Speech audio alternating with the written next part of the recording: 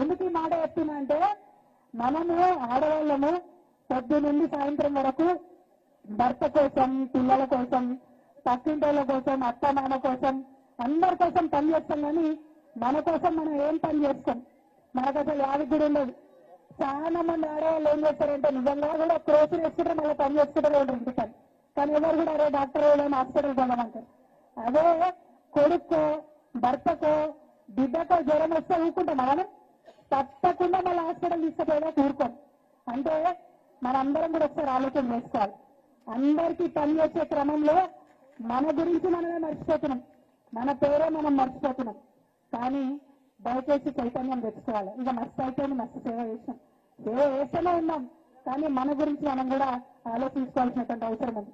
మహిళా దినోత్సవం వచ్చినప్పుడన్నా అసలు మహిళా దినోత్సవం ఎందుకు జరుగుతుంది, దేనికోసం మహిళా దినోత్సవం చేస్తున్నాం ఆలోచించుకోవాల్సినటువంటి అవసరం ఉంది. ఇంకా నయం మన నాన్నమ్మల కాలం కావచ్చు ఇప్పటికీ చాలా మారింది. ఇప్పుడైతే ఆడపిల్లల్ని బయటికి పంపుతున్నాం, చదివిపిస్తున్నాం, ఉద్యోగం ఉండాలి నా బిడ్డకు అని చెప్పి ఆలోచన చేస్తున్నాం. మా బిడ్డకు 2 రూపాయలు రావాలి, 2 రూపాయలు సంపాదించాలని ఆలోచన చేస్తున్నాం. కానీ అంతకుముందు అట్లా లేకుండే. మీకు కూడా తెలుసు ఆ విషయం. అంతకుముందు ఆడవాళ్ళంటే ఏంటి, ఏం లేదు, పిల్లల్ని కనాలి అంతే, ఇంట్లో ఉండాలి, భర్త సేవ చేయాలి. కానీ ఇప్పుడు మెల్లమెల్ల మారుతుంది. కానీ ఆ మారుతున్న కాలాన్ని బట్టి మనం కూడా ఇంకొంచెం మారాలి. ఆ మారే క్రమంలో మా ఆడబిడ్డలందరికీ ఒక 2-3 విషయాలు చెప్తాను. మగవాళ్ళందరూ ఏం చేస్తారంటే అన్నలు ఏమనుకోవద్దు, ఏం చేస్తారంటే కొన్ని సామెతలు పుట్టిస్తారు అన్నట్టు. ఏమంటారు, 3 కొత్తలు ఒక దగ్గర నిలబడే అంటారు. మరి ఈడ వీడు ఎన్ని కొత్తలు ఉన్నాయి కూడా అవునా కదా? అంటే ఇట్లాంటివన్నీ వచ్చి మనం విడగొడతారు అన్నట్టు. 3 కొత్తలు ఒక దగ్గర నిలబడంటే ఎందుకు నిలబడాయి? మనం ఇలా సంఘాలు పెట్టుకుంటలేమా, గ్రూపులు పెట్టుకుంటలేమా, పని చేసుకుంటలేమా, భర్తతో సమానంగా కలిసి సంపాదిస్తలేమా? ఏం తక్కువ వస్తున్నాం మనం? కానీ మనకేదో అట్లా చిన్నవారాలు మనం అన్నట్టు 3 కొత్తలు ఒక దగ్గర నిలబడంటారు. మనం ఆ మాయాజాలంలో పడొద్దు. ఇంకొక విషయం కూడా దయచేసి అందరికీ దండం పెట్టి చెప్తున్నా, టీవీ సీరియల్ ఎంతమంది చూస్తారు? అందరు చూస్తారా?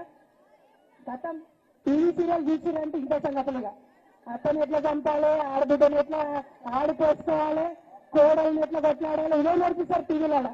ఇంకేమైనా ఉంటుందా? ఒక టీవీ సీరియల్ అట ఎంత దారుణం తెలుసా? ఒక మనిషి 3 సార్లు పెళ్లి చేసుకుంటాడట. అయినా అయినా సీరియల్లో హీరో నటిగా నేను ఏం చేయాలి? ఎవరైనా 3 సార్లు పెళ్లి చేసుకుంటే బయట మంచిగా చీపురుతోని పూజ చేస్తారు వాళ్ళకి, అవునా కాదా? కానీ టీవీ సీరియల్లో మాత్రం వాళ్ళే ఇంద్రులు చంద్రులు అన్నట్టు చూపిస్తారు. ఒక్కసారి ఆలోచన చేయాలి మనం కూడా. ఏం చూస్తున్నాం, మన పిల్లలకు ఏం చూపిస్తున్నాం, ఎస్పెషల్లీ మన కొడుకులకు ఏం చూపిస్తున్నాం, ఏం నేర్పిస్తున్నాం, దయచేసి కొంచెం ఆలోచన చేయాలి. ఏదో టైంపాస్ చూస్తున్నాం అనుకోదు. చూసే ప్రతి బొమ్మ మన మెదడు మీద ఆలోచన ప్రసరింపజేస్తుంది. కాబట్టి అట్లా అల్పగా తీసుకోవద్దు. దయచేసి చూసేది కూడా మంచి సీరియల్ చూడండి, మంచి నేర్పించే సీరియల్ చూడండి. వాటిలో 10 మందికి కూడా చూపించండి అని మనస్ఫూర్తిగా నేను కోరుకుంటున్నా.